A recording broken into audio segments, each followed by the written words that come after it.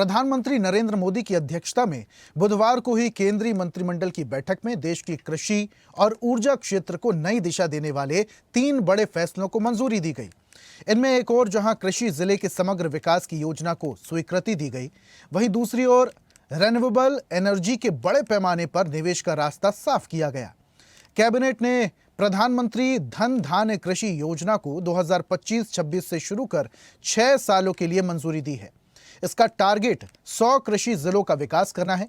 यह योजना नीति आयोग के आकांक्षी जिलों कार्यक्रम से प्रेरित है, लेकिन यह खास तौर से कृषि और उससे जुड़े क्षेत्रों पर केंद्रित है। योजना का मकसद कृषि उत्पादकता बढ़ाना, फसल डाइवर्सिफिकेशन को प्रोत्साहित करना, टिकाऊ कृषि ऑप्शन को अपनाना, पंचायत और ब्लॉक स्तर पर भंडार की सुविधा बढ़ाना, सिंचाई व्यवस्था को बेहतर करना शामिल है। इस योजना को 11 मंत्रालय की 36 योजनाओं के कोऑर्डिनेशन के जरिए लागू किया जाएगा, जिसमें राज्य सरकारों की योजनाएं और निजी क्षेत्र की साझेदारी भी शामिल है।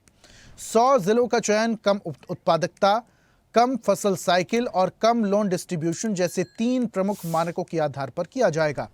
हर राज्य से कम एक जिला शामिल किया जाएगा। कैबिनेट ने एनटीपीसी लिमिटेड को रिन्यूएबल एनर्जी क्षेत्र में निवेश के लिए मौजूदा सीमा से ऊपर जाकर 20,000 करोड़ रुपए तक निवेश की अनुमति दी है। यह निवेश एनटीपीसी ग्रीन एनर्जी लिमिटेड और इसकी सहायक कंपनियों और संयुक्त उपक्रमों के जरिए किया जाएगा, ताकि 2032 तक 60 गीगावाट रिन्यूएबल एनर्जी क्षमता हासिल की जा सके।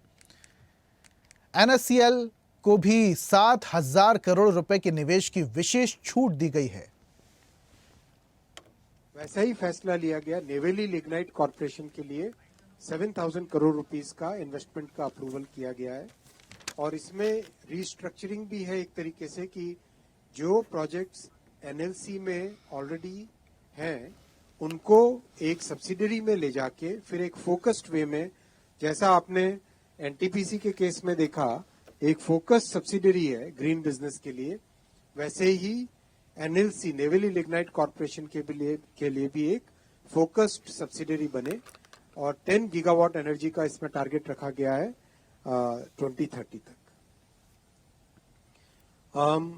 भारत ने बहुत बड़ा एक माइलस्टोन अचीव किया है। 50% भारत की पावर जनरेशन कैपेसिटी आज नॉन फॉसिल फ्यूल से हो गई है, और ये टारगेट 2030 का था। 2030 का टारगेट 2025 में अचीव कर लिया गया है।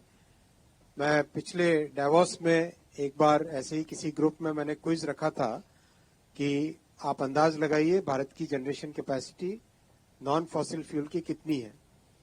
लोग आश्चर्य करते थे जब उनको 42% बताया। बहुत बड़े समृद्ध देश भी इतना लेवल अचीव नहीं कर पाए जो भारत ने अचीव किया है, और अब वो डेवोस में 42% का आंकड़ा था, अब 50% हो गया है, जो कि बहुत देश के लिए एनवायरनमेंट के पॉइंट ऑफ व्यू से, नए रोजगार सृष्टि के पॉइंट ऑफ व्यू से, मैन्युफैक्चरिंग में कॉम्पिटिटिवनेस के पॉइंट ऑफ व्यू से, हमारे स्वास्थ्य के पॉइंट ऑफ व्यू से, और एक साधारण नागरिक के जीवन में एक स्थायी परिवर्तन आने वाले समय तक रहे, उस पॉइंट ऑफ व्यू से ये बहुत महत्वपूर्ण फैसला है। इस लैंडमार्क अचीवमेंट से संबंधित दोनों कैबिनेट के फैसले थे, इसलिए आपके सामने ये रखा। और ज्यादा जानकारी के साथ दिल्ली से हमारे सहयोगी इरफान खान जुड़ चुके हैं। इरफान, मोदी कैबिनेट में बड़े फैसले लिए गए, ये 3 बड़े फैसलों में क्या खास रहा और इससे क्या परिवर्तन आएगा, विस्तार से बताइए। जी हाँ अभिषेक, जिस तरह दिल्ली में बात करें तो मोदी कैबिनेट की एक अहम बैठक बिठाई गई थी, जिसमें मैं आपको बता दूं जब कैबिनेट की बैठक बैठी, इससे पहले भी जिस तरह कैबिनेट की बैठक बिठाई गई थी जिसमें कई अहम फैसले लिए गए थे, जिसको लेकर आज जिस तरह कैबिनेट की बैठक बैठी है, प्रधानमंत्री नरेंद्र मोदी की अध्यक्षता में ये बैठक बिठाई गई थी, जिसमें गृह मंत्री, रक्षा मंत्री अमित शाह, गृह मंत्री रक्षा मंत्री राजनाथ सिंह भी मौजूद थे। इसके अलावा मैं आपको बता दूं कैबिनेट के तमाम जो मंत्री हैं मौजूद थे, जिसमें लेकर मैं आपको बता दूं सबसे बड़ी बात यह है कि जिस तरह अगले सप्ताह मानसून सत्र भी शुरू होने वाला है, इसको लेकर कई चर्चाएं की गई हैं। इसके अलावा जो अहम फैसले लिए गए, कृषि को लेकर, उद्योग को लेकर भी कई फैसले लिए गए। इसके अलावा कई गंभीर जो चर्चाएं की गई हैं। मैं आपको बता दूं, इसके अलावा कैबिनेट में जो मानसून को लेकर सबसे बड़ी बात यह है कि जिस तरह की चर्चा की गई है, मानसून से पहले भी एक सत्र और बिठाया जा सकता है, ऐसा अनुमान लगाया जा रहा है। लेकिन आज जिस तरह के फैसले लिए गए, कहीं ना कहीं देश के और विकास के हित में जो चर्चाएं की गई हैं, उद्योग को लेकर चर्चाएं की गई हैं, जिसको लेकर बड़ी गंभीरता से बात की गई है। कई अहम फैसले जिस तरह प्रधानमंत्री नरेंद्र मोदी के नेतृत्व में कैबिनेट की बैठक में लिए हैं, देखना बड़ा महत्वपूर्ण होगा कि क्या कुछ सुनिश्चित किया जाएगा। लेकिन अभी एक मानसून से पहले ही ये बैठक और बैठनी बाकी है, जिसको लेकर भी काफी गंभीर चर्चाएं की गई हैं। आज जिस तरह की बातें की गई हैं कृषि को लेकर या अन्य उद्योगों को लेकर, जिस तरह के बड़े फैसले लिए गए, एक देश के लिए बड़ा महत्वपूर्ण कदम माना जा रहा है।